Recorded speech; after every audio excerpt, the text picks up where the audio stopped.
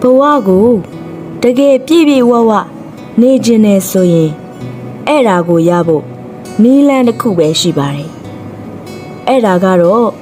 ဘဝမှာဘာတွေကိုတန်မိုးထားပြီးနေမလဲဆိုတာဆုံးဖြတ်ရမယ်ပြီးတော့ဘာကိုအမြင့်ဆုံးနေရာမှာတန်ဖိုးထားမလဲဆိုတာလဲ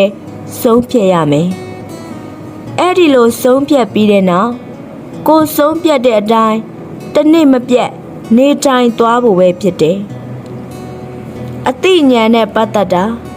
အစစ်မြင့်မြင့်သိကျင်တာရှိတယ်ဆိုရင်ကိုယ့်ရဲ့နေပုံထိုင်ပုံတွေးပုံခေါ်ပုံနဲ့